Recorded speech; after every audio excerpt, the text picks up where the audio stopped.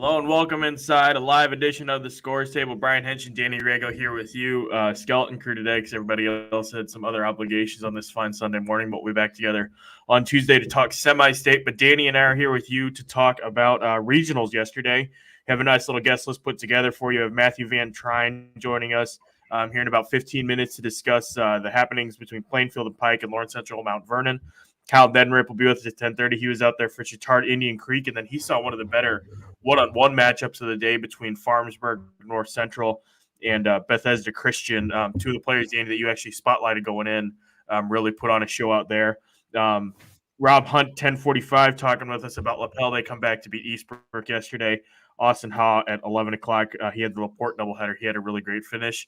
Danny, before we get into things, I think we should talk about the elephant in the room, and that is our picks. I mean, we are really good at picking games.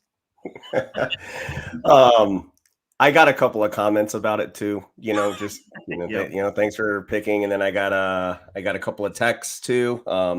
That's what you get for picking us, kind of stuff. But that's I will wear that one. We're horrible at it. At least you guys were limited to 4A. I exposed myself to all of Central Indiana, so I just one loss after the other. It really hurts the morale. But good for those teams that proved us all wrong. It was just an impressively horrible performance by all of us, except for Josh Sable, who picked Franklin over Evansville North. Danny, let's start with the games that you were at. We were talking briefly before you came on. Best game of the day had to have been in Marion between Noblesville and Snider. I caught the end of it. You were there for the whole thing, so I'll just let you have the floor, man, and tell us what you saw. Yeah, that game felt and looked more like a regional matchup. I think it had that leading up to it. And if you looked at the 16 teams that were remaining on the 4A side, I think those were easily two teams that would sit on the top half. So, and not to mention like the star power of it. We talked about Reagan Wilson, Meredith Tipner on the Noblesville side, Jordan Poole, Nene Donahue, Sierra Sims, Finnessy. Like this team was this game was just loaded. It had everything, had a good crowd, and honestly it lived up. I mean, it was anything but boring.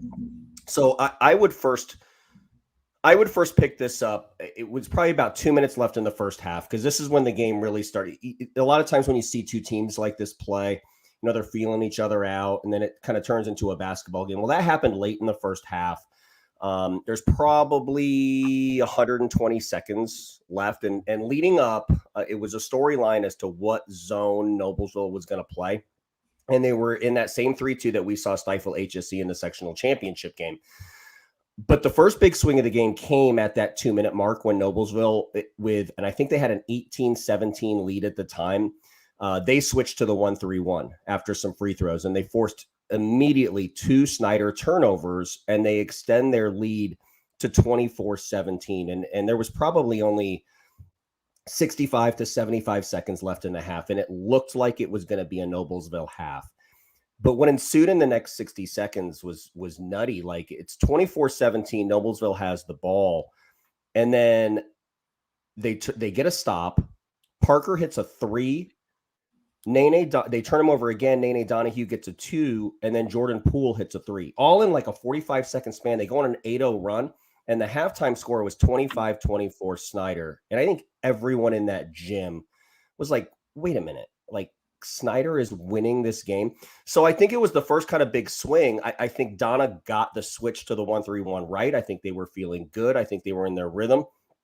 And then Snider shows some championship medal and shows why they're there and hits them with an 8-0 run. So I had texted you, Hank, and you were probably following it. What were your thoughts on that? Yeah, so I was getting texts from you. I was getting DMs from somebody else at the game, and it was the similar thing of just like, oh, here we go. And this is all happening, by the way, in the game that I was at that was like, it was a blowout. Franklin, Evansville North, like there's no cutting around that. So I was able to watch a little bit more on my iPad, and I was on a time delay. So as I'm getting your text, I'm seeing this unfold on my screen a few seconds later. So you're kind of able to prophetically see it in the future. But I tell you what, man, and I wrote as much in my predictions. That's what scared me so much about Snider, not only this year, but last year and the year before, is just that quick hit explosiveness where it's just like on the tip of a hat, or whatever the saying is, more so than a lot of other teams that I've covered, is just their ability to turn it on.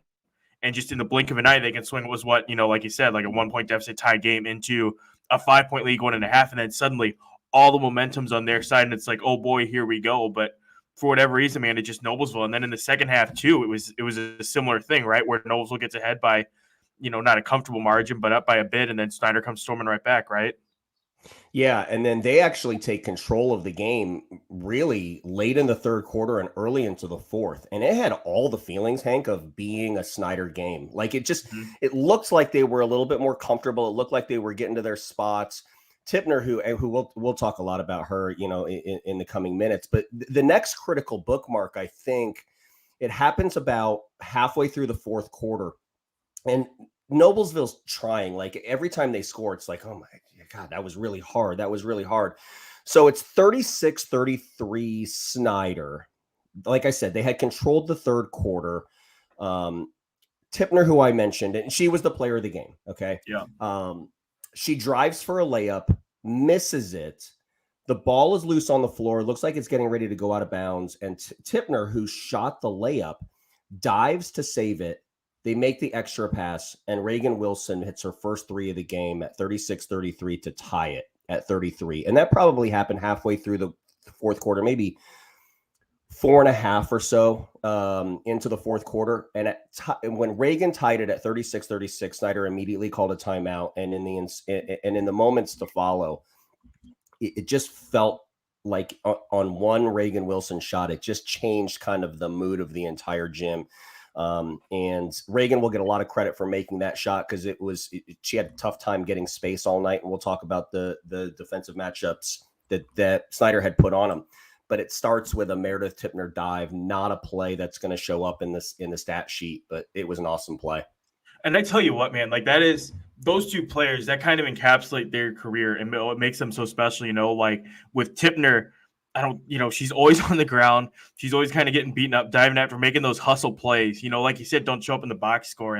And we'll address the stats. You could probably save that for the end of this discussion because I want you to get to how it finishes. And then on the other side, Reagan, Donna Buckley talked about it after they won sectional, and that Reagan doesn't always have the big stats in this season, especially doesn't always have like the huge glamorous stats, but she is so timely with those shots, like the three-pointer that you mentioned.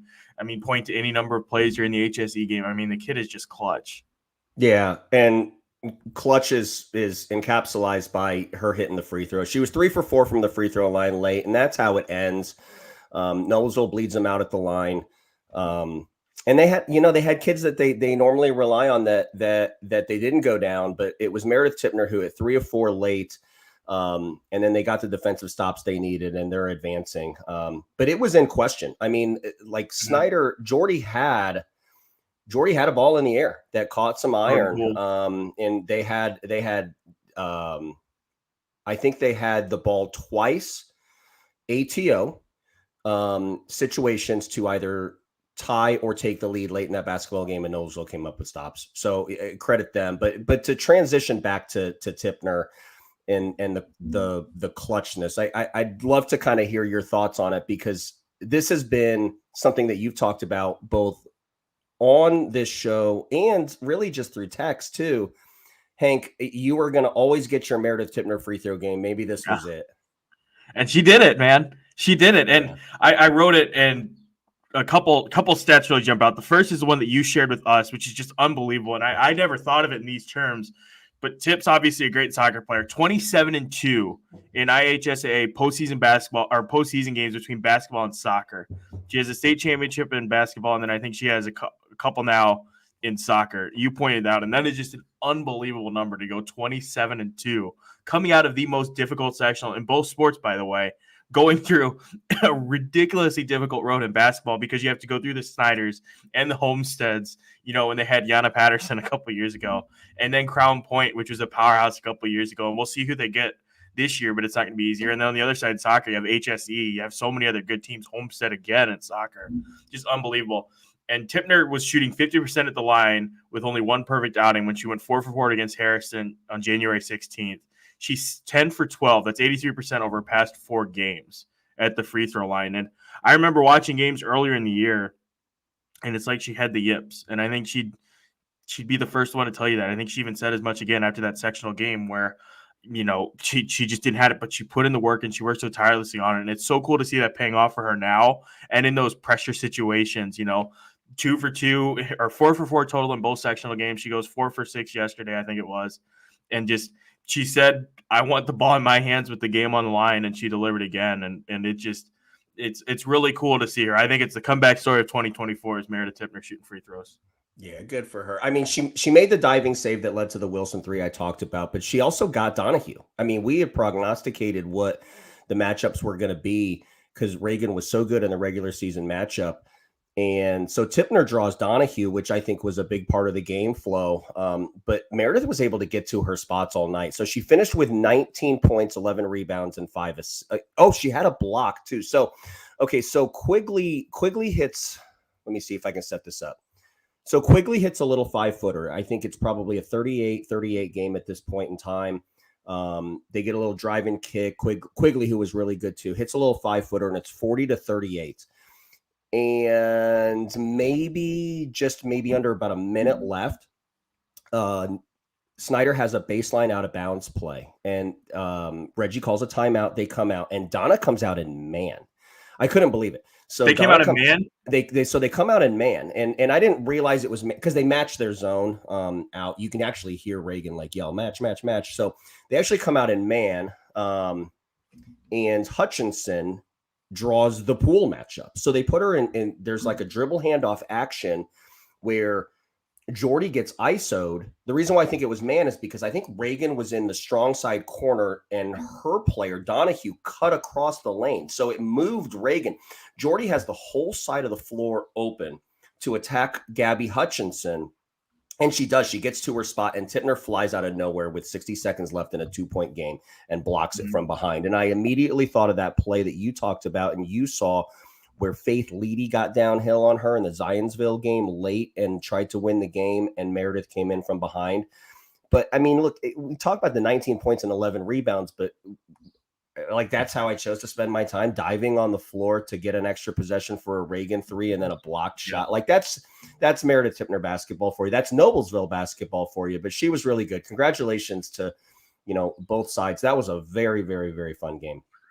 Tipner finished with the 19 points, 10 rebounds, 3 assists, a block, and 2 steals. Wilson added 9 points. CeCe Quigley had 8 points and 5 rebounds. And again, I mean, Noblesville's there again. The Sectional 8 champions there again. They beat Snider to get to semi-state for the second time in 3 years. And we're gonna move back on the north here as my phone tries to text Austin Hough. I apologize for mispronouncing his name. We'll get back here to the north, but man, I mean, 4A overall is just going to be unbelievable next weekend. Yeah, for sure. These semi-state games are so good. It's 10:13. We're going to go ahead and bring on our first guest, Matthew VanTryon. Matthew, former colleague at the IndyStar. He's been helping us out doing some stringing stuff. Matthew, what's up, man? How are you? Good, buddy. I'm good. What's the word? It's it was good to be back out there yesterday and a couple of games last week. Just the environments around sectional basketball in Indiana are just incredible, especially in those kind of big moments when the games are tight. It's unlike anything else. So you had you had 2 of the better games of the day. Whoops, did I try to flip around screens here? You were out at Decatur Central for Lawrence Central. They beat Mount Vernon 58-30, and then Plainfield rallies to beat Pike 48-43. Let's start with that Plainfield game, man. And just you threw out the stat. What was it? Plainfield was 2 for 26 from the free throw line or something like that, and Pike was equally not great from inside the arc. Yeah, it was a really strange game in that way. Plainfield was 12 of 32 from the free throw line, and Pike was 6 of 35 inside the arc. If you see both of those numbers, you'd say it's probably hard for a team to win if they do either one of those things. And it was the first half was especially interesting from Pike's standpoint because they hit 6 3-pointers in the first half, which kind of allowed them to get points when they weren't getting anything inside. And defensively, they kind of held Plainfield in check quite a bit, especially given that Plainfield wasn't necessarily helping themselves at the line. But then in the second half, those shots that Pike was able to get in the first half from the outside weren't falling. I think there were 2 of 10 in the second half from 3. And and they really just weren't able to establish anything inside. So that kind of allowed Plainfield to kind of find its footing offensively. Berkeley Williams came up huge for Plainfield in the second half. She had 15 points in the second half. And they were kind of able to steady themselves at the line late, allowing them to create some cushion to get that win. Yeah, defensively, how did Plainfield adjust? Because I saw Danny, we were texting a little bit about just how Plainfield tried to handle that athleticism for both of you guys, I guess. Then just how did Plainfield adjust defensively and kind of keep Pike at bay long enough to get back into that game?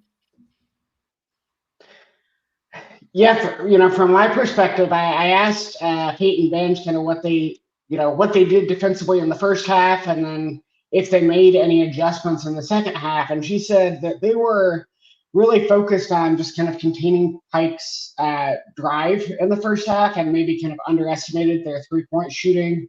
And then we're just kind of more cognizant of getting a hand up in the second half.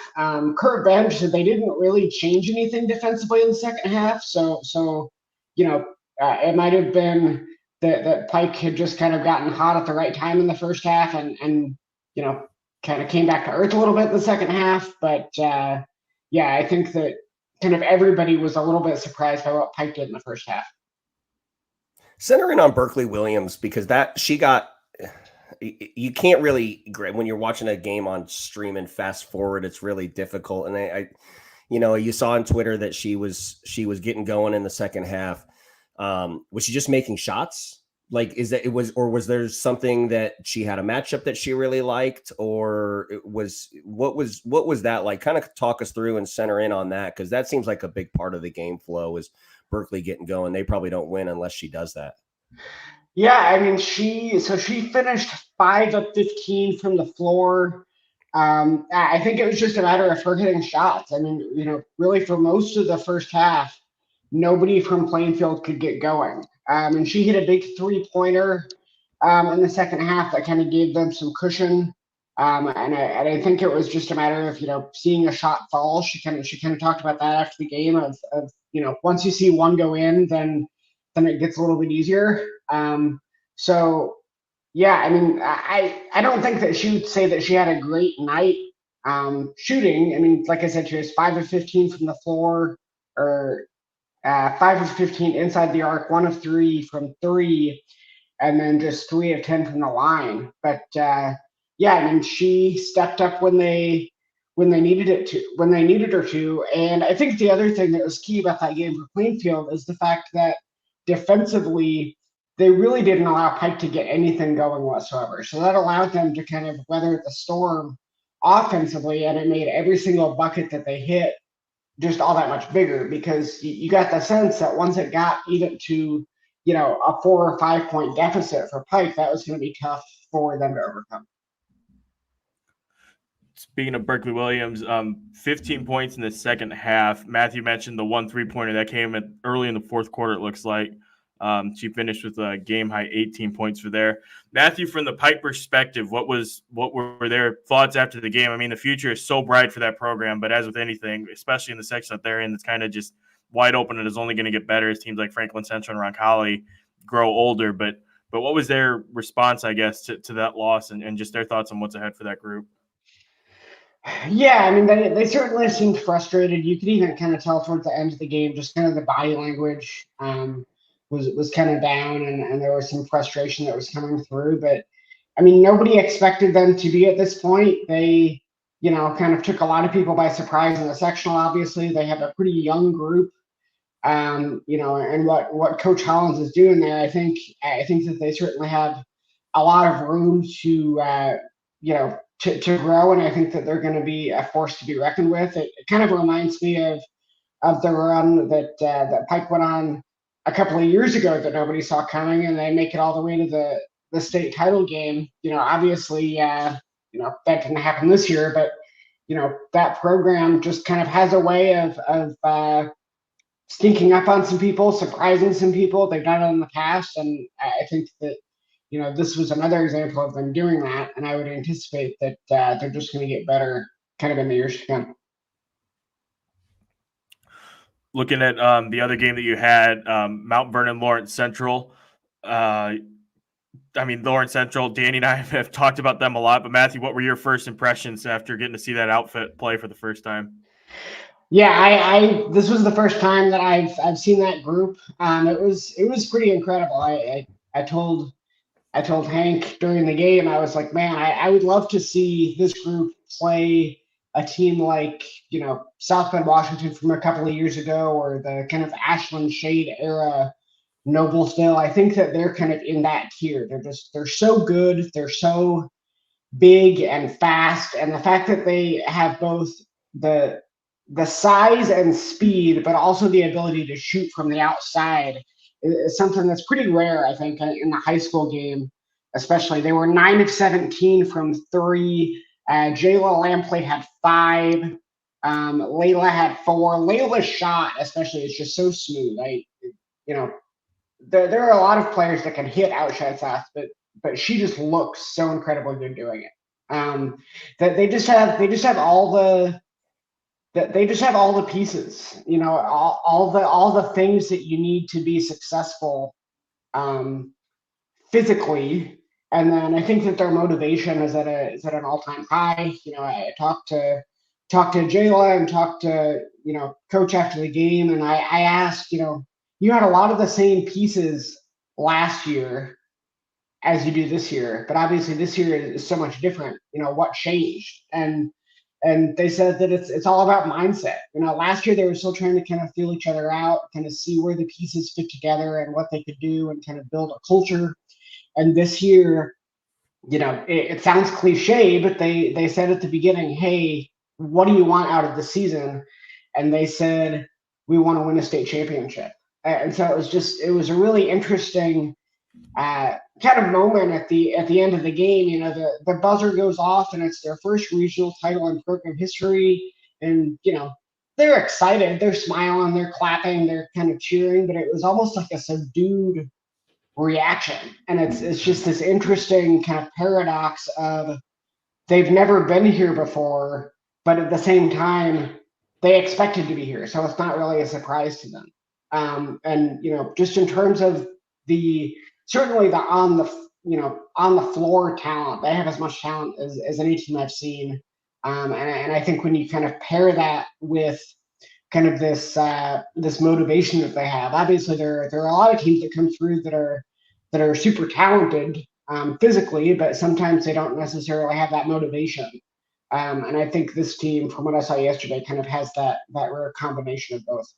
I was going to bring that up, but I was going to let you do it first. But yeah, Matthew messaged me during the game, and he's like, this might be the most talented high school team I've ever seen, which is some high praise. I mean, you've seen some really good teams. And I love the comparison, too, of, or the wanting to see like that matchup between that Noblesville team from a couple years ago or South Bend Washington last year at its full strength, especially that team, because it feels like the pieces match up where you have the Reynolds girls, and Spider and all those other pieces coming together. And I love this stat, too, Matthew. Nat Newell, our sports editor, quote tweeted you, and he said, I covered high school sports at Indy's North Side with Lawrence Central at 10-1-12 over a 6-season stretch. Incredible to see this. And I mean, that really does put into perspective what this group has done over the past, 3 years now, it seems like, just kind of building and learning how to win and all that stuff. Yeah, and I think too, I'm sure it's big for the community. Obviously, you touched on it quite a bit, with those matchups between LN and LC, the 3 times that we got to see that this year. And it's a really good time for basketball in that community. And it's really cool to see, obviously we're used to seeing LN have success, historically, for the past, decade plus, but it's cool to see LC kind of, take the baton in that regard. And presumably that's going to continue to be the case for the next certainly couple of years. Well, gentlemen, let me circle back to something Matt said, because that was when I watched the film. That's what jumped out at me was, you talked about how they didn't celebrate after, the way that another team would, that they're singularly focused on winning a state championship.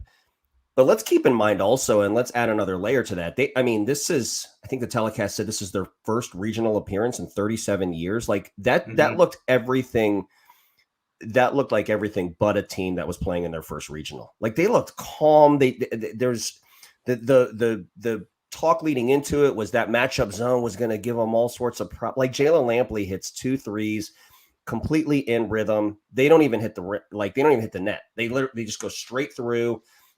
They jog back. They seemed so prepared for that moment and so prepared for that zone. And so to come full circle, yeah, there's the physical attributes that you talked about, Matt. But now if you kind of there's the athleticism and there's the obvious talent, but now with this mindset that you talked about too, they look like they know they're invincible. Like it is scary to watch them play. And Jalyn Lampley was so good last night. And she just played within herself. It was the matchup zone. She knew that she wasn't going to be able to get downhill and get to her spots like she normally does. So she turned herself into a catch and release 3-point shooter. And she did it better yesterday than anybody else across the land. So I was really, really impressed with Lawrence Central. Yeah, that first 3 that she hit, again, I hadn't seen them. And so she shoots that and it goes in. And I was immediately like, holy cow. Like she's different. And, it would be one thing if they, frankly, if they just had a player of her caliber, they could probably win a lot of these games. But when you add her and then you have Layla and then you have Lola, and it's just, it almost seems unfair, right? Because they just have so much raw talent that it's, even if they're having an off night, which, I'm sure they've had games, but they had an off night. They lost that, that one game in Kentucky. But I think that even if they do have an off night, they could be playing it, 60 or 70% of what their ceiling potential is, and could probably still win most of these games. I'm curious, and Matthew, maybe this is unfair because you've only seen them once, but based off of that one game, prisoner of the moment, how do you think you beat them? And Danny, I pose the same question to you. Man,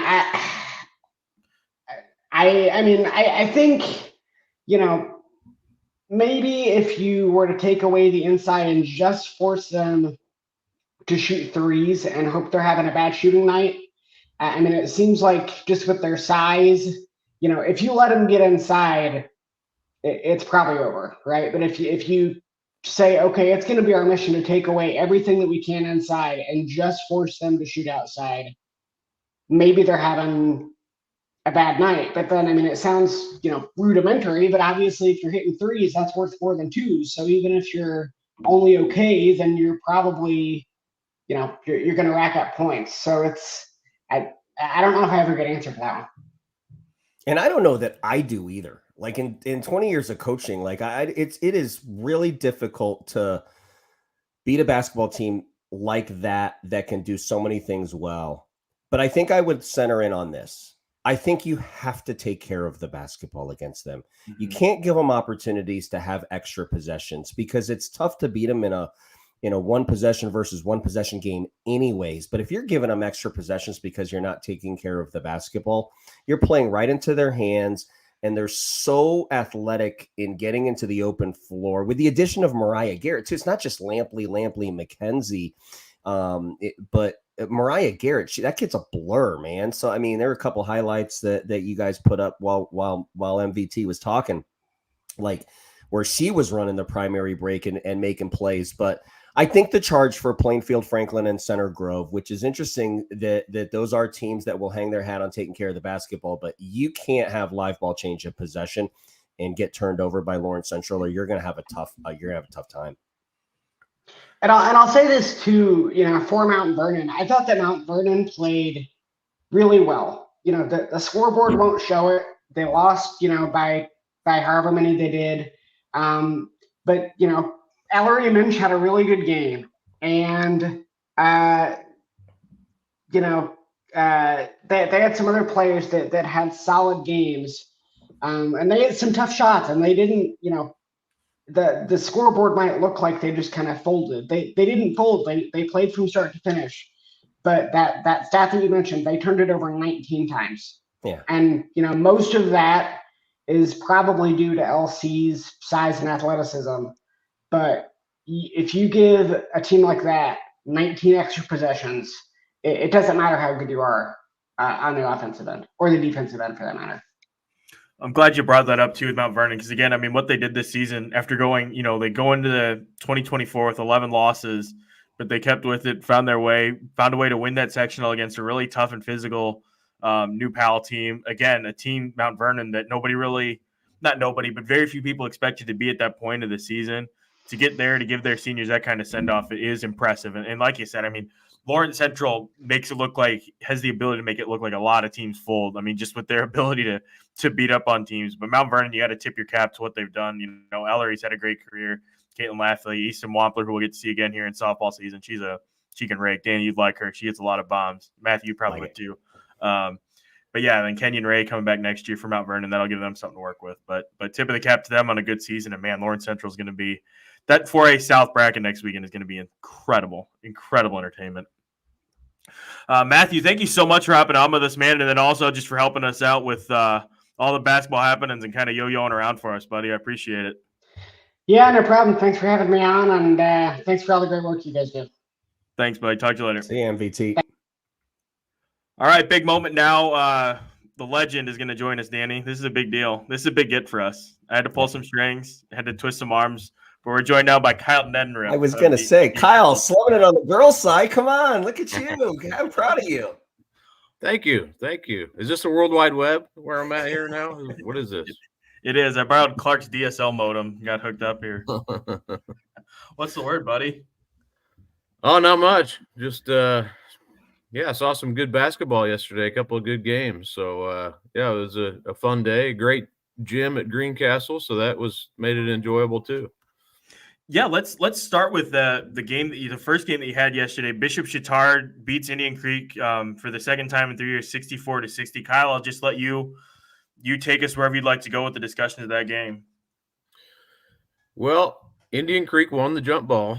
No, it was Chatard really, I thought, kind of took it to him in the first in the early part of that game and kind of set the tone for what was to kind of just took control early with their physicality. And I know, Brian, I think you'd written about that earlier this year, just how physical that team is. And really, twice Indian Creek had to come from behind, and they did catch them there towards the end of the third quarter. But Chatard, again, I thought a key moment was they got behind by one there at the end of the third, and then scored the last 4 points of the third, and then jumped back out of it. They were up by 10 points in the fourth quarter, and Indian Creek came back again and got it down and had a chance actually to take the lead. They're late, missed a shot, and then had the ball out of bounds. So there was about 7 seconds left, 7 point something, and had the ball under their own basket with a chance to tie or take the lead. And option one and option two weren't really there off the inbounds play. And then they ended up a freshman girl had the ball in her hands and lost it. Unfortunately, she played really well for Indian Creek, but Chatard got the ball back, made a couple of free throws, and that was that. But I thought for Chatard, Anna Caskey kind of set the tone for that team. And then Olivia Berzai also played really well for them. And then Alex Kendall, who I probably shortchanged her a little bit in the story, but I thought she was a huge part of that win. She ended up with 14 points, I believe, but really played well for Chatard. So, overall, I mean, and Faith Wiseman probably, what was a huge factor in bringing that team back. And, the Indian Creek coach kind of made a stumping for her for Miss Basketball after the game, which, totally understandable. You coach her for that long and believe in what she did. And, he pointed out she was often double teamed and that's something to factor into the consideration too. I'll leave it for you guys know more about that than I do, but yeah, I thought she played well. She didn't score a ton, but I think she ended up with 18 points. That not a bad game at all, but didn't quite have enough. Indian Creek didn't quite have enough to come back a third time. Yeah, how did Faith handle the physicality inside? Yeah, I mean, I thought she handled it pretty well. I mean, it was just I thought Caskey, early on in that game, I think she had 6-7 rebounds in the first quarter. She had 9 and 6 in the first quarter. And, Faith, I kind of think she's more of like a face up, not necessarily a post player. I mean, I haven't seen her play a ton, but that seemed to me, she wants to play a little bit more perimeter. She will go inside, but Caskey's pure, she's pure post player. And I thought that was an advantage for Chatard. Now, Wiseman did block several shots. They tried to take it to her. She got a foul maybe 3 minutes into the game, and they were really trying to get her second foul, and she just wouldn't. It just didn't happen, and it didn't happen until much later in the game. So credit to her for staying in the game and still, being a force on defense. She did that really well. I thought, but yeah, I mean, I thought she handled it fine. I mean, it was a physical game. I mean, I think the refs did a nice job kind of letting it play, a little bit more than sometimes you see, which I prefer that style when they let them play a little bit more. So, I thought she handled it well. I think she played a pretty good game.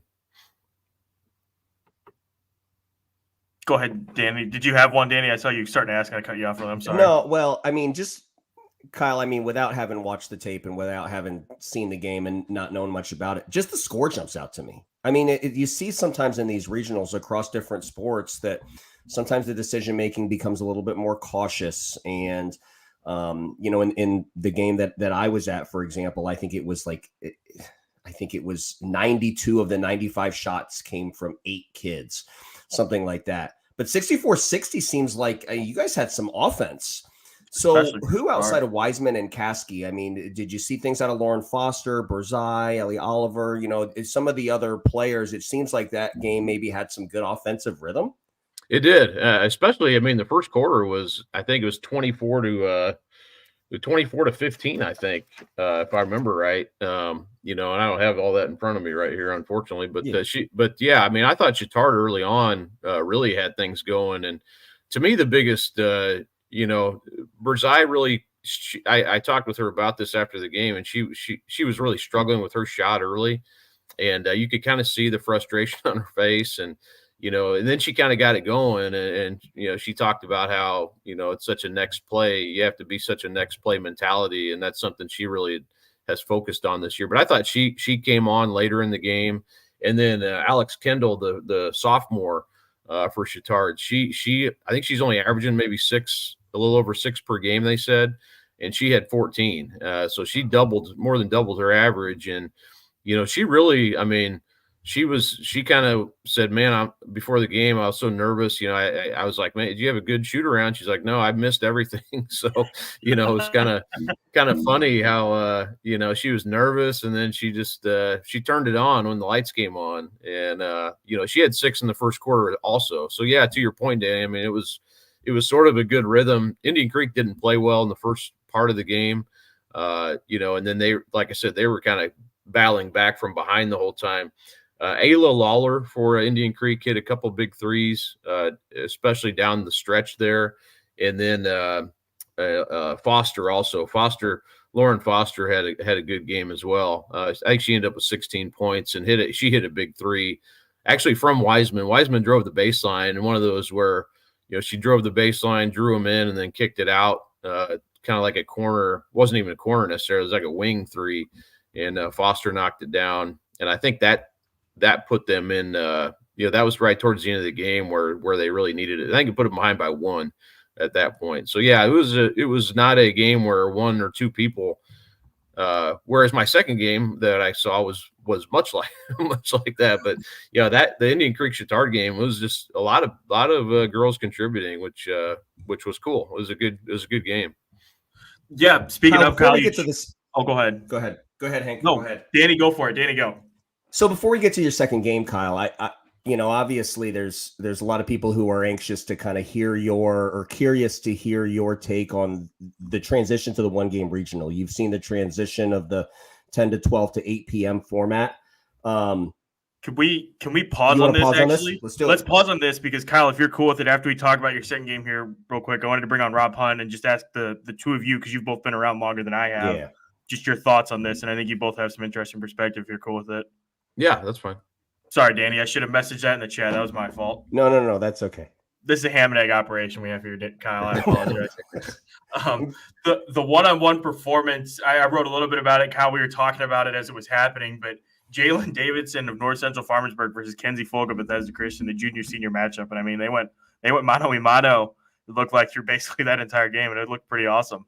It was. I mean, it was fun, a fun back and forth battle. And honestly, from a lot of the first half, I was still finishing my story and just kind of looking up and catching here and there. And then Fulks I didn't realize that as we got to halftime there, she had 20 of their 26, and it was 26-19. So she had outscored North Central Farmersburg at halftime. And so then the second half, North Central Farmersburg comes out, and they basically have two girls shadowing her everywhere she goes, not even when she doesn't have the ball. So they're basically playing 4-on-3, 4-on-3 with her being guarded by two players. And, she's still, it was still making shots, not as many. They did a nice job kind of just staying with her for the most part. And then North Central caught them. The Davidson girl from North Central Farmersburg, a lot of free throws in the fourth. I think she had 15 points in the fourth of her 25, and she's good. I mean, she is a really good player, and she was able to kind of match what Fulks was doing. Bethesda had a few opportunities that they sort of let get away. I thought, they had some, when they're playing 4-on-3, they had some open shots that they missed, some real close-in shots that they missed that probably would have changed if not changed the outcome, it would have changed kind of the landscape of the fourth quarter there. But really cool, North Central Farmersburg, that's their first regional championship in their history, and you could really sense that. I mean, they were, it was a huge emotional victory for them, and a really fun game, and just an unusual game because you had how they were guarding Fulks and how she was still making it hard for even two defenders. So yeah, it was interesting. It was way different than the first game, but still a really interesting game. Good stuff. That's Kyle Neddenriep. We're going to bring in Rob Hunt of the Herald Bulletin. Before we get to Lapel, Danny, I'll let you re-ask the question now, and I will not step on it this time. No, it's fine. You guys have heard it, but it's interesting. It'll be interesting to hear your perspective. So share your opinions on the change, because you went from the regional previously was played with 4 teams in one day, where you'd have a 10 a.m. start, a noon start, and then the 2 winners would play at noon. Now it's just a 1-game regional, and we moved that 2-game format into semi-state. So across both boys and girls basketball. So Kyle, we can put the boys in here too. Like, what are your thoughts on that? Yeah, my thought, Danny, originally was like I'm open to see what it looks like. And I was like, I'll like to see what happens for 2 years, and then, kind of wait on my total opinion until then, I guess. And after last year, I was kind of like, I sort of like some of it. It's just still weird to me. I can't calibrate it in my head. It's one of those things like, why are we not playing a second? It's just one of those, it'll take some years, I think, of doing it this way. If it continues this way, it'll kind of recalibrate in my mind. I'm kind of leaning that I don't like it as much for some reason. And I think it might just be, and I do like I always thought like you would lose some momentum going from the regional to the semi-state a little bit in the old format, just because it's another week to play basically one game. Now it feels like, and one thing that has happened that I didn't really realize was that it doesn't cheapen winning a regional title, but it's different. If you look back at the history, those regional titles mean a little bit different than what they do now, because it's just a 1 game. So you're going to have more teams winning, obviously, regional championships, and that doesn't necessarily matter, but it does kind of create this, from a historical standpoint, it's just a little bit different of what it actually meant. So that part of it's changed a little bit, but I don't know. I sort of like the old, maybe it's just me not being used to it yet, but I did sort of like the old format, and, having those regional games all at, that one place, and you have sort of a similar setup in the semi-state. So I don't know. I'm still a little bit more jury's out, I guess, but I'm kind of leaning that I maybe liked it better the old way, and I can't pinpoint every reason why. I just kind of sort of feel that way now, and I'm definitely open to, I do like that the IHSAA was willing to change it. I don't want to hold that against them because we bash them a lot for not changing things like seating in football. That's a story for another day. But yeah, I feel like I don't know. For some reason, I just think I may like it better the old way. Rob, what about you? I'm having now second year dealing with it. I'm kind of the same way. Kyle's jury's still kind of out, but I might be leaning the other way, that I kind of like this. And that's not to say I dislike the other. One area I might improve on it, and some Kyle just mentioned with the seeding, would be to seed the semi-state. You can certainly do that with the 4 teams. I know they do the draw, which is Hank, I know you have feelings. I love it. I can't wait for it. Yeah, I know. We all have feelings on the blind draw. I think it's an opportunity to, if we're not going to seed the whole tournament, we could certainly reseed it after a regional. Having gone down this road several times the last few years in our area with the Frankton girls having to win the 2-game regional and then 1-game 7-state, got to state finals. Lapel did it the other way around last year, and now they're going to have to do it again this year. I kind of like both. I think there's something to going to making that long drive to a big gym at semi-state and getting a chance to maybe play there twice. I think you can go either way. And it probably depends too, I will say, on where you're at for that semi-state and seeing maybe you have a different experience, if you're at Newcastle compared to Southport. I don't, I've only got one thing to go off of, which is last year. And that was when I covered the boys semi-state at Newcastle, and it was, Jennings County brought the whole county, and it was really fun. And Ben Davis ended up being the best team out of there, which they were at the end of the year, the next week also. So it was a good experience, so I'm not saying, I guess the jury's still out for me, but I don't know. I will. I'm with you on it. I'm still not 100%. I might be just kind of leaning maybe the other way a little bit from you, but and for the same thing, I'm going to say the same thing. I'm not necessarily sure I know why. Yeah. Which makes for a great podcast, right, guys? So. Absolutely. Well, this is the first time anybody's actually. This is the only time. This might be the first time anybody's actually disagreed with one another on this podcast. Like Danny and Josh, it's like they hold hands on every pick. Courtney and I are always in lockstep, and the 4 of us are always in lockstep with our picks or whatever. So it's a blind leading the blind here. Rob and I just mixing it up, man. That's what we do. If I'd have known we were gonna be breaking tradition here, we could have made it a little more, fiery. Yeah. How dare you like it, Kyle? Exactly. I hate this guy. His opinions are terrible. Unbelievable. Why are you even on here? Yeah, we could have done something like that. Perfect. Well, on that note, Kyle, we'll let you go and enjoy your Sunday, man. Thanks so much for stopping by. Enjoy the game. No problem. Thanks, guys. Appreciate it. Thanks for being a tough act to follow, Kyle. Yeah. All right, Rob, what's up, man? Oh man, just like you, just kind of reliving kind of what happened yesterday, and it was kind of a wild day at Lapel, and with all kinds of subplots. It was one of those games. There were quite a few subplots to that game with Lapel and Eastbrook. So I know the big one obviously is a rematch from last year, and Eastbrook was ahead for a good. Just following your tweets from my game, it looked like was Eastbrook ahead for a good chunk. It was back and forth. They never stretched it. I think their biggest lead, and I don't have it in front of me. It might have been 4 or 5. I don't know that it ever got beyond 4. Now that I'm thinking about it, but and it was, the one thing that surprised me was the way that Eastbrook dominated on the glass, especially in the first half. They basically had a 2-1 advantage on the rebounding, which I did not see coming. Laniah Wills, who averages a double-double, only had 1 rebound at halftime. And even at the end of the third quarter, they still had a pretty sizable advantage. And I think they led by 1 at the end of the third. But it had been back and forth. Lapel had a strong start, but they never really stretched it out either until that fourth quarter. Was it the 3-point shooting of Eastbrook that kind of gave them maybe an early handle on the game? Because the narrative, I didn't watch it. So the narrative going into it was Eastbrook was this team that had, I think it was 519 attempts from the line. Sophia Morrison was one of the best 3-point shooters in the state. Were they making shots? Were they getting good looks? They attempted 9 3-point shots in the game and made 0. Oh my God! Oh, They wow. made There's your none. story.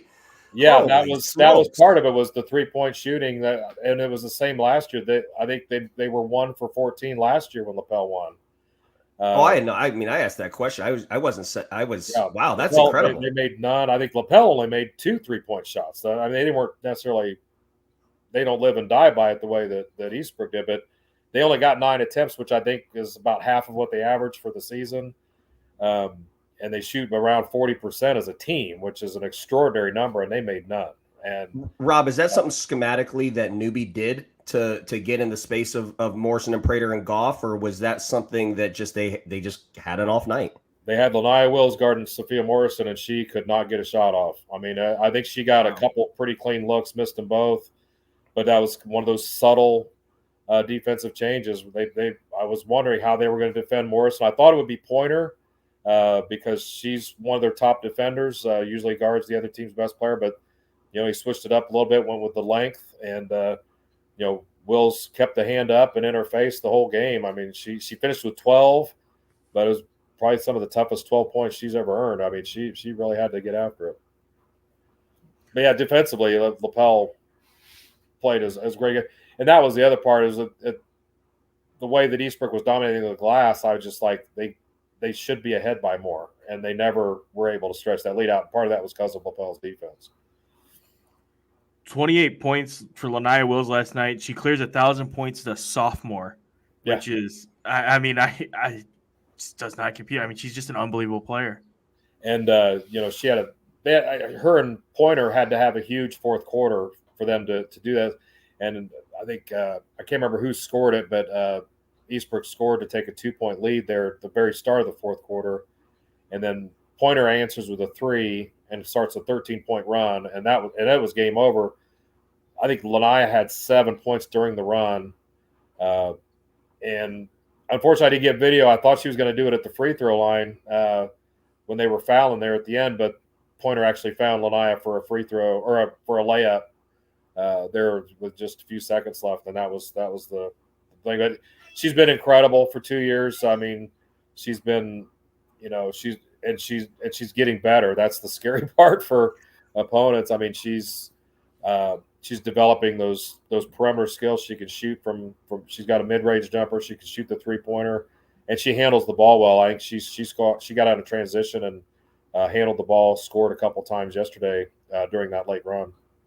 And I don't know, Rob, that this is prisoner of the moment commentary, but I mean, I think we need to put Laniah Wills on Miss Basketball watch for 26, right? I mean, to 28 and then to get switched onto Sophia Morrison and hold them to 0 made threes. Like, I saw her be very effective against Eastern Hancock. I mean, did you see this as a kid who could wear the 1 one day?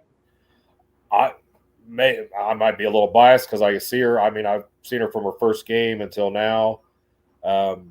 Of course, I think she should be deserving of that. I mean, to score 1,000 points in 2 years, and potentially she's got 3 more games to add to that here at the end of the year. And she's getting better. She's averaged a double-double now. She's going to set all the school records for scoring and rebounding, assuming she stays healthy. And the fact that she's got the length, she's tall, she can score inside and out. She can handle the ball. She plays guard in AAU and travel, whereas in high school games she's mainly playing the post. She's definitely got all the game. She shoots free throws well. I mean, pick your category. She does it well. I think she might lead the team in steals, second or third in assists. She's got the all-around game. And then you covered a game earlier in the day too, right? You swing out to Daleville for a bit. I didn't get to go. I thought about going, but I ended up kind of tracking that online and following some wrestling semi-state as well, kind of keeping an eye on what was going on there. And it was definitely a tough day for the Broncos. They got off to a sluggish start and never really were able to get back in that game. But really a great achievement for that team to have won that sectional. And Coach Brand Handshoe's first year there, and they're a pretty young team. They graduated a couple seniors, but the core of that team is pretty young, so they've got a chance to be pretty good for a while. I think I shouted it out on the last podcast, but they left the score up in their sectional championship game, right, on their scoreboard when you went by for They did. practice. I went and visited in practice to talk to one of the girls who had a big sectional, and that was on their scoreboard. They've got a really nice scoreboard set up, by the way. They're at Daleville, but yeah, it had the score, and APA saw it. I tweeted about it, and APA saw it and kind of expressed their displeasure. But I think it was more in fun than anything. But pretty wild. I mean, great achievement there for AP to win their first sectional game in Daleville to get that second sectional. Shifting back to Lapel, obviously they're going to have a tough game coming up in semi-state, especially with Bishop Luers on that north side of the two-way bracket. But I'm curious, Rob, having covered both teams so closely, how would you compare this year's team to last year's state runner-up team?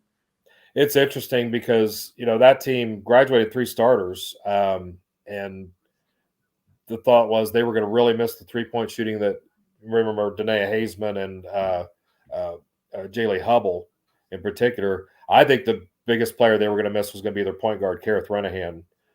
She was such the heart and soul of that team. She was she actually became a personal hero of mine during that regional game because the whole team had food poisoning and barely was able to stand up at the end of that game. She kept subbing out, and I didn't know at the time. I kept thinking to myself, why does Newbie keep taking Renahan out of this game? That's letting Eastbrook back into it because Lapel was in control of last year's game. But I found out afterwards that she was one of them that had food poisoning, but she hit some free throws late and was so terrible. But I thought that was what they were going to miss. They've actually plugged those holes nicely. I mean, Rosemary Likens does a really nice job handling the point, could step out and hit a 3 every now and then. Jocelyn Love, who is going to play at Trine, can hit the 3-point shot, and Annalise Stowe just does a little bit of everything. She's one of the seniors along with Pointer. She grabs those rebounds. She had 8 points yesterday, and those were some big points when Lapel was when it was a tight game. So I think by and large this team might be a little better because of the way Wills has stepped up her game, elevated her game, I guess is the better way to put it. She's such a better player, and Pointer is a better player. So, and they're still deep. That's the other thing. They play, bring at least 3 kids off that bench that contribute. Sophie Goodwin's another sophomore. She didn't score yesterday, but she grabbed some key rebounds, and she was the smallest player on the floor. When they were getting out rebounded, she grabbed a couple there in key moments. So I think depth-wise, this team might be a little better. Good stuff, Rob. Well, we appreciate you joining us, buddy. I'm sure we'll have you back here again for semi-state weekend with Lapel moving on to the next round. I'm more than happy to join you. Good stuff. Thanks again, Rob. Thanks for having me, guys. Take care. See you, Rob. Rob Hunt to the Herald Bulletin, and now we bring on Austin Hough of the South Bend Tribune. I got the name right. I got him on camera. We're just firing on all cylinders today. What's up? You guys can hear me, right? Oh, yeah. I'm not as technologically challenged as Kyle Neddenriep, but, I'm still struggling. So, yeah. So thanks for having me on. It only took you, 3 months to invite me on. So I'm not that I'm keeping tabs or anything. So, listen, we're just the hottest show. Go Tigers, by the way. Go Tigers. Yeah, I like that. MIZ. Yeah. Thanks for having me on, guys. Yeah, no, I mean it's a clogged guest list, and there's a waiting list and application process, as you know. Look, I have Courtney send it out every week. Look, when we got Rob Hunt, you got to bring him on. He's the best journalist this side of the Mississippi. And how am I supposed to be with Kyle Neddenriep? You know what I mean? Like, geez. I hope I'm saying his last name right. I don't know if I said it right, but we left Neddenriep. We waited for him to this show. Like that's like the ace in the hole. Him and Rob are like our aces in the hole that we have to wait to bring out. But Austin, you had, I think, for my money, and Danny, I'm not sure if you agree or disagree, but one of probably the most surprising results of the day with Lake Central knocking off South Bend, Washington, and that's not meant as a slight to Lake Central because I've seen them a couple times and they're a really talented team. But, I mean, the star power Washington brings, the revenge narrative and everything else, and Lake Central did it again, and they did so in pretty convincing fashion. Yeah. I wouldn't say that it was a surprise that Lake Central won, like you said, but I think the way they did it was definitely shocking. I mean, it was 12-0, 10 minutes into the game. Like Washington could not score to save their lives. They had at least 10 turnovers, I think, in the first quarter. It just felt like every time Washington came down the court, they threw the ball off someone's hands, or Lake Central intercepted a pass, or an offensive foul was called. Like it was just a combination of so many different things. And yeah, I mean, credit to Lake Central. Stephen Reynolds after the game actually said that he thinks that Huppenthal, am I saying that last right? Joe Huppenthal put all 36 years of his experience into that game plan yesterday, because they did a really good job of just shutting down anything Washington wanted to do. And given all that, Washington was only down 2 going into the fourth quarter. Like Monique Mitchell hits a 3 in the corner at the buzzer, basically, and it's 34-32. And you're like, okay, like Washington, like, yes, they've looked ugly. This has been gross, but like they're right there. And credit to Lake Central. They just hunkered down, and a huge play right at the beginning of the fourth was a 4-point play for Lake Central. I'm looking up the number. Riley Milosnik. Riley Milosnik. See, I get paid to write, not say. She had a 4-point play. The 3-pointer almost hit the ceiling, it looked like. She did high arcing shot, went in, got the foul, all of a sudden 6-point game, and Washington just never seemed to recover from that. Yeah, they also had, so that ended up, I think, Austin, ended up maybe being punctuated at 11. I think they maybe scored the first 11 of the fourth quarter. I think Anaya Bishop maybe had a couple of threes also, but after that, kind of talk us through, it seemed like Lake Central was really establishing their hold on the game. And then there was the play where Kira gets hit. I think there's the technical foul. So kind of talk us through the path of that fourth quarter in what happened. There was a couple plays where Kira got hit in the face. Okay, so that was the reaction. In the third quarter. She got hit in the face in the third quarter. So this was an interesting game. The referees had some fun. Let's just say that. And, Kira, like in the second quarter, kind of shoved a Lake Central player. There was no technical called on anybody, but they there was some pushing and shoving. It was getting testy. Third quarter, Kira kind of gets hit in the face. Like it's like the girl from Lake Central, I forgot who it was, trying to block the shot, hits Kira in the face. They call a foul. They don't call a flagrant. So Stephen Reynolds, both as a coach and a father, he's like, hey, what the heck? Fourth quarter, same girl hits Kira in the same kind of way on the face, and that's what Stephen just like lost his mind. I mean, he said afterwards he earned that technical foul, which he did. Like he really went after these guys, and so yeah, it was just hostility. I mean, like Raya Wilson had 4 fouls early in the fourth quarter. Like Kyra Lowe, their other guard, had 4 fouls. Like Washington felt like they weren't getting the whistle, and when your daughter / best player gets hit in the face twice in a 6-minute stretch, and they don't call a flagrant, like of course you're going to get upset. So it kind of just unraveled in a lot of ways. Like it was, it felt like Washington used all their energy to get back into that third quarter, and then they just had nothing. And then couple that with all the fouls issues that they were having, it wasn't a good recipe of success for South Bend. So. Defensively, the turnover total, it was 20 plus for Washington, correct? 27 turnovers. So nearly 30. That's crazy. Yeah. What was Lake Central doing? What was Washington doing to make that happen? Or to get to that number? Yeah, Lake Central was doing a great job of like getting to the passing lanes. Like it felt like Washington a lot of times when they would come down the court, like usually it was Wilson breaking the ball up, and she would try to like throw like a really like a long pass, like from one end of the court to the other.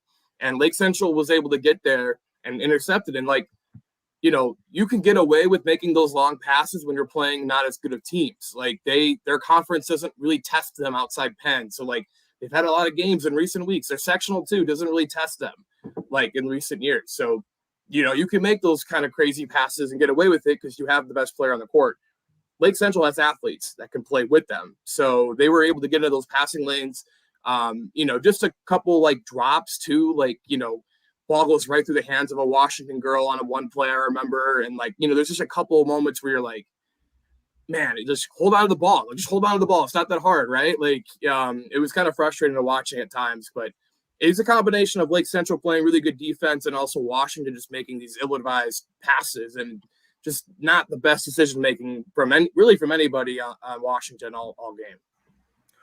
One more from me on that game, and then we'll pivot to the other one, which had maybe the day's best finish in terms of how it went down. But with Washington looking ahead, Austin, I know that we've talked about it, and I'm putting you on the spot here. I'm not sure if you had a chance to dive into it.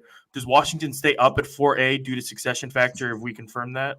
I should have looked it up, but I think they do. Like Stephen Reynolds says they are, and I'll take his word for it. I'm guessing he has looked it up because, after next year, the program, they're going to be in an interesting spot after next year. Let's just say that with, Kira Reynolds and Monique Mitchell and Ryan Wilson all being seniors next year, they're all going to graduate. Roster turnover will look completely different. He probably wants to go back down to 3A after next season. But they will be in 4A, I believe, for at least 2 more years. And obviously, this new how we calculate the 4, classes will, I think, affect some of that too. They will be in 3A, I think, once they go down, no matter what. But look, it's a team next year that could still contend in 4A, right? You're going to have a Miss Basketball favorite probably next year, Miss and Kira Reynolds, like she does everything. You got 2 other Division I guard, players in Mitchell and Wilson, and the entire roster comes back. Like I don't think I've ever covered a team with 0 seniors, and this team has 0 seniors. So literally the entire roster comes back. And they had some nice players develop throughout the year. Like I mentioned, Kyra Lowe, she kind of came on during the year. Michaela McNeil had a nice kind of coming out party a little bit during the year as well. Talia Alexander. So they've got some other role players that have kind of stepped up.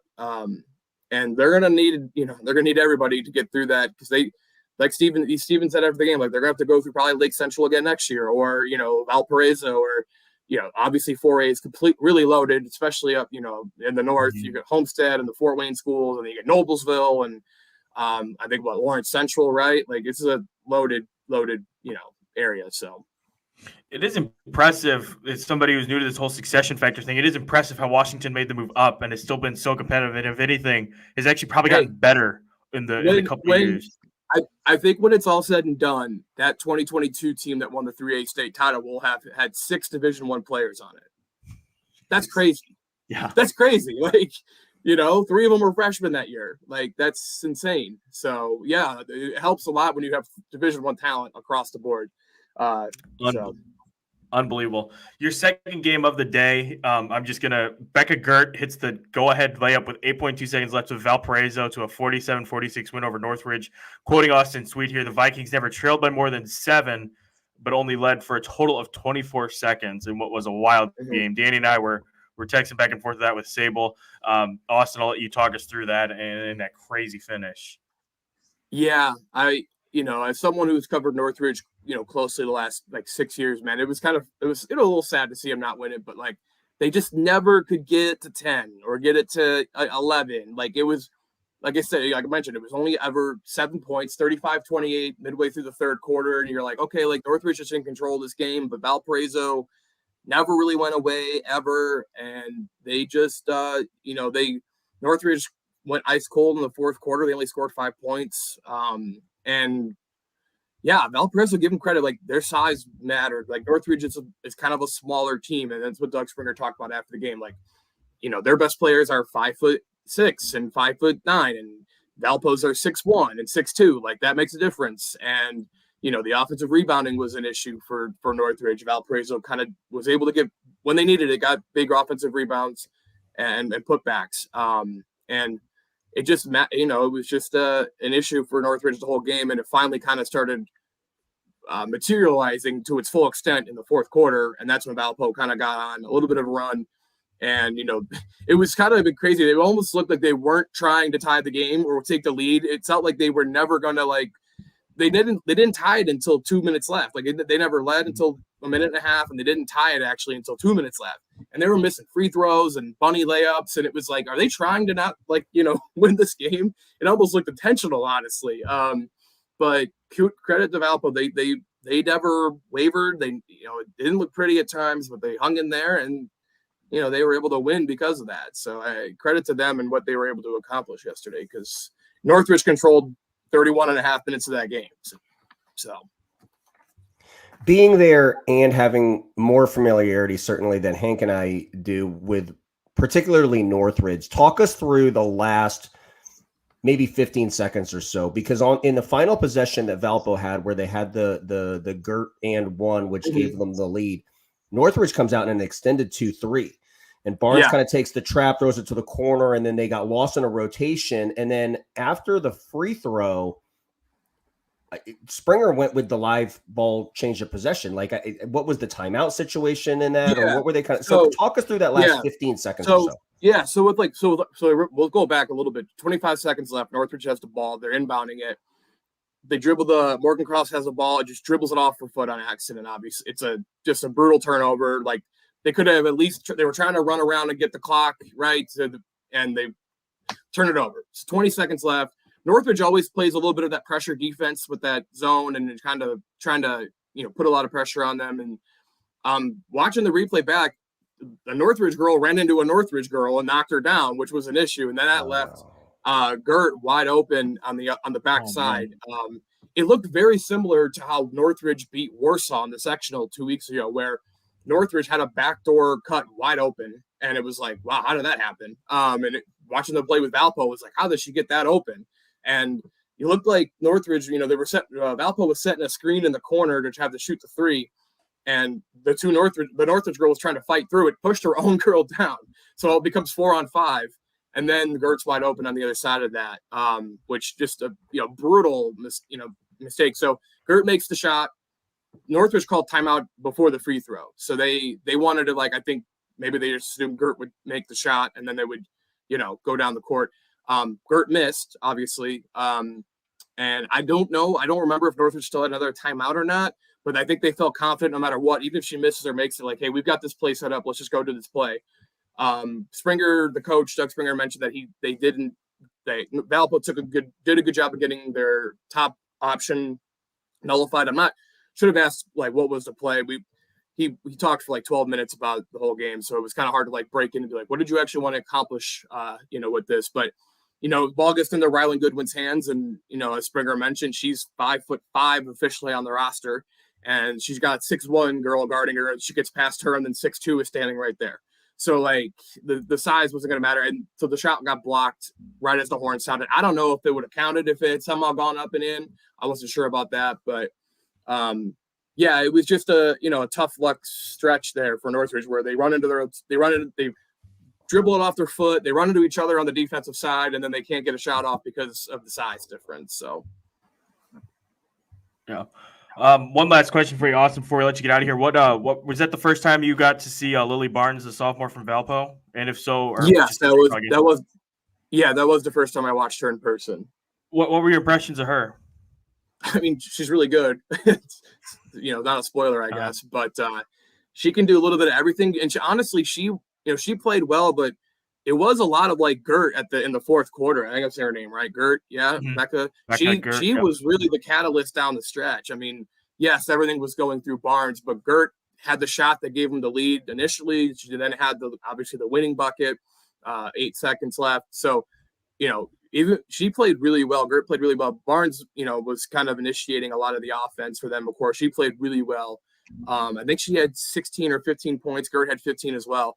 I was impressed with Barnes. But Northridge did everything they could to slow her down. I mean, they did, they were putting her, traps on her and things like that. So they tried everything they could to, not let Barnes beat them. And for the most part, they were successful with that.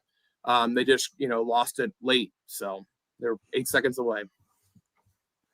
Good stuff. Good stuff. Well, thanks for hopping on with us, Austin. Sorry it took us so long to get you on here, but we appreciate you stopping by. It's fine. I won't hold it against you. I promise. So Good stuff. Good stuff. I'll see you down the line, man. Thank you. Hey, Austin. Austin Huff of the South Bend Tribune. Now it's just you and me, Danny. Just you and me, and whoever sticks around for the part where it's just you and me. And the viewers will now plummet. Yeah, because of we need to get out and say, well, he's the eye candy for this thing, huh? Let's see. We could do a quick little whip around. Brownstown Central beat South Spencer 55-50. The only overtime game of the day, I think. They went double overtime. It was a back and forth game. I couldn't find stats, but I did see some tweets about it. South Spencer up by 1 after 1. Brownstown took the lead after 2, tied at halftime, tied at the fourth, obviously. South Spencer comes back to tie again to force a second overtime in the last 30 seconds at 41 all. And then Brownstown. I'm sorry. Brownstown did the tying in overtime. South Spencer did the tying at the end of regulation. But just a wild back and forth game over there. Lanesville pushes through. Jackson Dell pushed through. Let's see here as I scroll through my surprises. By the way, you can read. I have some regional superlatives, just a chance to whip around and spotlight as many different kids and statewide performances as I could from this one. I noticed this tweet. Callie Johnson from Northwood got banged up. She busted up. She has like the tape on the eye, like the boxes or whatever. She got busted up, came back to lead Northwood to a 3A regional title. And then Danville rolls by Speedway. Great season for Speedway comes to an end. They got a really tough draw like we talked about. Davidson and Ansela combined for 39 points, 13 rebounds, 13 assists, and 5 steals for Danville. And then Linton Stockton, I wanted to shout them out as well. They kind of seem like an overlooked team. And I know we talked about this a little bit last week, but they kind of feel like an overlooked team. But I feel like they should have everybody's attention going into that 2A semi-state bracket, which is going to include the likes of an Eastern Hancock among the power players there. They pulled away for a 37-30 win over North Decatur yesterday with their 2 seniors doing most of the damage. Yeah. Another game that I saw the 1 o'clock game in Marion before the Noblesville Snider game was Homestead versus McCutcheon. So let's talk a little bit about Homestead. We set this one up as Jeff Canoy versus Rod Parker, and it lived up because both defensive game plans were really good. And talking with both coaches after the game, like Jeff loved his game plan. He did. They loved the game plan, and for the most part, it worked. They just didn't make shots, and sometimes that's basketball. Sometimes you just don't make shots. But because Homestead was able to have a lead, Parker was able to really kind of make some minor adjustments, particularly down the stretch of that game. Like, for example, they were taking like Royce defender, I think another defender, and putting them in the paint to try to limit the opportunities that Maya Epps would have in dribble penetration, and still allowing themselves to kind of stay home on Helsum and Ankenbrook. But with the lead, they pulled her out. Like they just had Royce like in a 4-corner setting, and it drew that defender out of the paint, and it allowed late in that basketball game for Homestead to be able to run their continuities and be able to get Epps into the paint. So just a few shout outs about some of those Homestead kids, because I was really impressed. I've seen a lot of Homestead basketball this year, but seeing them live was a really different experience for me. I'm going to lead with Maya Epps. She's so good. I mean, I had mentioned that Laniah Wills is on 2026 Miss Basketball Watch now, but Maya Epps might be ascending as the most impactful player in that class for their team. She's so good. And Parker leans into it. We've talked a lot about, or I have talked a lot about kind of the high ball screens that they set. But she was hitting big threes. She was playing both ends of the floor, and she made big time plays. Gabby Helsum was another kid who was big time in that one. She had like 3 offensive rebounds, hit one of the big threes. Parker told me after the basketball game, he's like, Danny, like Gabby has had like 3 or 4 30-point games for us this year.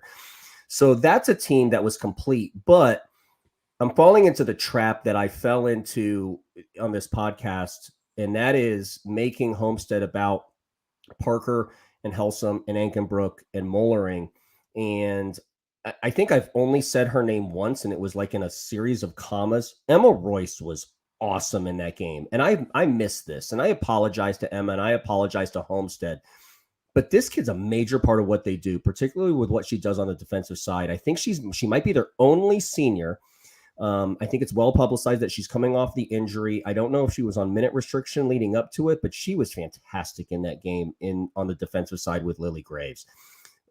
Lily only got 1 catch and release 3 the whole game. Everything else was off the bounce. She seemed to have a wall of kids in front of her, but Emma didn't even really need that wall. Like she was just she was between the basket and Lily Graves the entire night, played a ton of minutes on that injured knee. But Homestead is really good. Not a newsflash, but I think a newsflash, at least to me, was she's really the battery that charges that Homestead operation. Emma Royce is a baller, guys, and I'm sorry that I missed that. So Emma, there's your flowers, because you deserve them after yesterday. Homestead moves on, and we'll talk about that 4A North semi-state, which is going to be loaded. We'll talk about that on Tuesday with the draw coming up here later this afternoon. Maya Epps, by the way, 15 points on 5 of 12 shooting for the sophomore. A couple other games of note here. Sheridan beat Northeastern 46-31. Kenzie Garner with 27. That's their first ever regional championship. A tweet that I just saw come across, Cameron Runner, something we talked about with Richie Hall. She's officially passed Sydney Parrish as Hamilton County's all-time leading scorer with 1,936 points. So congratulations to Cameron, who has over 700 points on the season. Just an unbelievable talent there up at Hamilton Heights. At Norwell, another milestone to touch on. The Knights forced 33 turnovers in their win over Benton Central, a 54-44 win. Kennedy Felling became the all-time leading scorer in program history. Norwell used a 7-0 run early in the third quarter with 2 Vanessa Rossworm threes to kind of take control in that game. We mentioned Laniah Wills clearing 1,000 points as a sophomore. She's just unbelievable. And then, yeah, there were a couple games, Danny, that I wanted to touch on, the 2 that I was at before we get out of here or whatever else you wanted to talk about as well. And the first one is obviously Center Grove and Bedford North Lawrence, a game that I thought was going to be close coming in, but instead was, Center Grove's defense just locks it down, keeps them in the game long enough and keeps, them ahead long enough for the offense to find its rhythm. And then Audrey hits a 3 and suddenly, right after halftime, and suddenly it's just like everything started flowing and it's like, okay, here we go. And they ran away with it. Yeah, the defensive execution that Center Grove had was amazing. So Bedford North Lawrence likes to run a lot of ISOs for Chloe. And that's not a secret. She's really good, but they knew that Center Grove was going to switch, so they were running their continuities and getting matchups that they liked for spring, and that stuff was really scripted and really prepared. But every time Chloe had the ball in any of those ISOs, there was a wall of 3 kids. Like they run some 1-4 low ISO stuff where Chloe catches the ball at the top of the key coming from the block. And if you just pause every time Chloe catches the ball between the circles or at the top of the key, the 2 kids that were guarding the corners were always standing at the elbows. And just one of those notable things, like I think Bedford North Lawrence was 0 for 3 or 0 for 4 when Chloe would throw it to the corner for 3. And we knew going into it that Bedford North Lawrence had to make shots, but the defensive game plan that Center Grove had in place was super impressive. And then what happened there is, we've all been there as coaches. You almost feel a little bit helpless in like, how can we get our kids in positions where they can affect this basketball game positively? One of the natural things to do when you can't score in dead ball change of possession because there's a wall of 3 kids sitting in front of your star, is you try to turn them over in live ball change of possession. You try to get them to shoot the basketball, rebound it, and you try to turn it to put possessions into the basketball game. It's very counterintuitive of what Bedford North Lawrence probably wanted to do going into the game. And that was, they started pressing, and then they got into a little bit of a track meet there in the third quarter. And Center Grove, if they want to be, they can be an absolute wagon. And so I think that's what happened. And Bedford North Lawrence, if they wanted to win that game, had to play it at Center Grove style, and it just wasn't going to happen. Center Grove was really impressive, particularly on the defensive side. Bedford tried everything. It just wasn't enough. Talking about their ability to keep Spreen away from the basket, that was the big thing that stuck Audrey and Rachel Wirtz, the 3 kids the 3 people that I talked to after the game, was just doing the work early in the possession. Like I said, to set up so they're ready to deny those touches, deny those opportunities. And they did a great job of it. And 2, they kept Madison Bailey in check. Like, I was interested to see what happened, and they did a good job. They held her to 12 points on 3 field goals. She hit 6 of 6 free throws. But again, Center Grove did a great job neutralizing her. It's impressive. 27 points for Bedford North Lawrence on an unofficial 9 of 39 shooting. That's a season low for points in Bedford North Lawrence. And then Justin Soklin, friend of the show, did the research, and we think that it's the second lowest ever output for them in a state tournament game for Bedford North Lawrence. So that's over 100, 200 games for them in their history. So again, just really impressive. And it's like, I wrote this afterwards, but that game encapsulated everything that makes Center Grove such a good team and such a terrific outfit. And why, for me personally, why I've been on the bandwagon since night one is the defense is so good. We've seen him do it against Maya McAlusky. I've seen him do it against Chloe Spreen, where in Maya's case, yes, she still got her points, but she wasn't as big of a threat, or didn't feel like as big of a threat as she normally is because of what Center Grove does to teams defensively. And then offensively, it's just the balance where everybody steps up. And every time there is any glimmer of life from Bedford North Lawrence, be it a couple baskets in a row, which in a game like that where it's such a slog, feels like something, feels like a building block. And for a team with a kid like Chloe Spreen and Madison Bailey, feels like something they could really build off on and take off with. It's immediately stamped out by a basket or 3 by Center Grove. And it's not just one kid. And it could be, honestly, it could be just Audrey Nay, it could be Ava Grant or Aubrey Booker or Rachel Wirtz or any one of them, but it's always some combination of them. And then one other thought too is just Lily Bischoff was so good, because while it was a balance and a jumble of combination of kids, when I was looking back at my notes, Lily Bischoff's name was the one that consistently kept popping up, where she just gets a basket here, basket there, and just nips and tucks and helps put that team back in control. But Kevin Stuckmeyer was asked about the development of Rachel Wirtz, which is something that we've talked about. I've talked with you guys individually as well, and just how the strides that she's taken this year and really just sort of coming into her own and becoming such a force for them inside. And he pointed to her and praised her, but then he also pointed to the other kids too, and just how everybody's kind of taken this huge step forward together as a team. And now we're seeing what happens when, those steps are synchronized together, and it's really cool. And Center Grove is a really special team. Lily Bischoff has, and I'm a fan. I mean, she has an explosive first step. She is very fast with the basketball, but there's a lot on her in every game now that they play, and it's gonna be really spotlighted in the semi-state matchups. But Bedford North Lawrence had a good defensive game plan. Ane didn't make. I don't know if Ane scored in the first quarter. Grant had trouble getting her catch and release threes. I mean, she shoots 50% from the 3-point line, but they had to get paint touches somehow. And one of the ways that they got paint touches was through the dribble penetration of Lily Bischoff. There were a lot of times where help was just tagged in the corners or tagged on the wings, and she would get by that first level of defense, and she was just shooting right-hand layups. And you can't get a better look in girls basketball than a right-handed layup for a right-handed basketball player. But Lily did her job, both ends of the floor, but she runs that team. And we talked about it kind of coming into it, was where was going to be Madison Bailey. Lily Bischoff was one of the names that came up.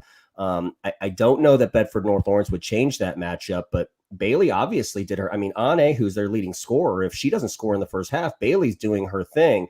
So you have to beat them in another way. And just like Center Grove has done all year, they beat them in another way. It's super impressive.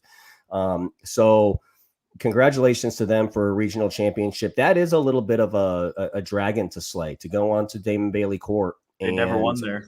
Yeah, go on to Damon Bailey Court in a regional with one of the clear favorites for Miss Basketball playing in that game, and they were better, tip to tail.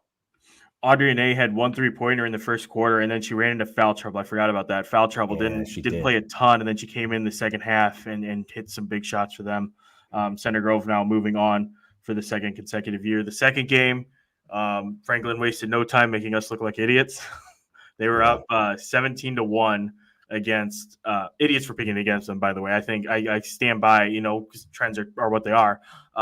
But 17-1 by the time they allowed their first field goal. They generated, I think, 13 turnovers in the first quarter alone against a team that only averaged 8, and while only committing 1 themselves, Franklin, that is. So pick where you want to start with that. But I mean, for me personally, what they did defensively, and Mike Armstrong actually ran up to me afterwards and wanted to add one more quote to praise his defense, because I mean, it really is impressive when you consider Evansville North does a really good job of taking care of the ball, and they don't turn over a ton. That was their MO coming in, and Franklin turned them over almost at will with just that defensive pressure. It was really impressive. And we'll talk about the offense here in a minute, but I mean, man, Franklin, that felt like a statement type of win by Franklin with their performance there against Evansville North. Yeah, I made a big deal about how Franklin was playing in the sectional and leading up to the regional. But just because we're a box on this podcast doesn't mean we know what happened in practice. I mean, Armstrong Save texted this morning and said that Franklin, and he got it from Armstrong, said that they had the best practice of the week. And we're not visible to things like that, but they probably shot it really well, got back to their identity. And I think maybe 2 minutes into that after the tip of that basketball game, I was getting texts that they were 2 for 2 from the 3-point line in the first 60 seconds of the game. So that showed.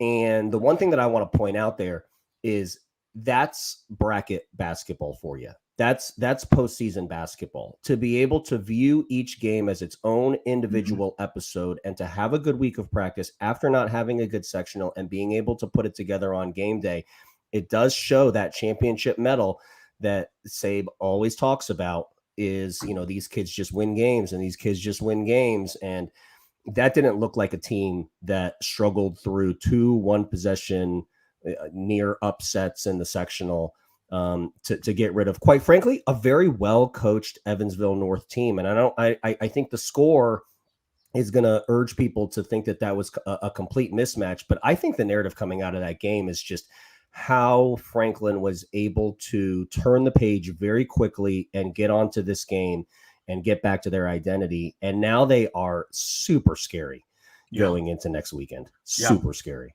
And Evansville North had a good resume. Like, they had some tight losses to teams like Gibson Southern, Evansville more, like quality teams down south. And so they played some tough teams and hung with them. But like you said, I think I'd take more away and learn more from Franklin that game than I did Evansville North. And it's weird. It feels kind of unusual to say that in that type of a blowout game, but it's true. And it's all about the energy. And everybody that I talked to afterwards was very open about that. It's just like, it's our energy. And I asked, how does it help? And how does it play in with having so many seniors? Because I think they have 10 or 11 seniors, all of whom were part of that state tournament run a couple of years ago when they made it to the state final. Just how does that help? And Lauren Clem and Evans Appenfield both just talked about how they're able to recognize when the energy isn't there, and they're able to call each other out on it and find ways, and they know how to get each other's energy up. And just the chemistry that comes with that, and then the trust to have in one another, to take that criticism, to understand that, to internalize and to do it. I mean, that's a big deal, especially at the high school level. But you're right. And to Josh's point, the message throughout the week at practice and definitely Saturday before the game for Mike Armstrong was, win or lose, we just want to play better than they did during that Whiteland game. He said, like, if we get beat, let's play well and playing hard. Let's get beat doing that stuff. And then if they do those 2 things, they can live with the result. They did those 2 things, and you get the positive result, and they're moving on. One player that I do want to spotlight is Kennedy Urban coming off the bench. She hit a couple threes. She hasn't been shooting the ball super great from 3 this season, but she's really picked it up late. She had a couple big ones during sectional. She had 8 total, or she had 4 total, I believe it was, with 14 points against Evansville North on Saturday. So it's cool to see her coming along, stand-up volleyball player, coming up big here in the state tournament for Franklin. Yeah, and I can't wait to break the game down. I mean, we'll watch some film this week, and I know we'll probably fall back onto our regular calendar. We'll watch some film, develop some takes, do some research, and then we'll be able to break those games down. But now they have a familiar foe in Center Grove who's going to be in that semi-state.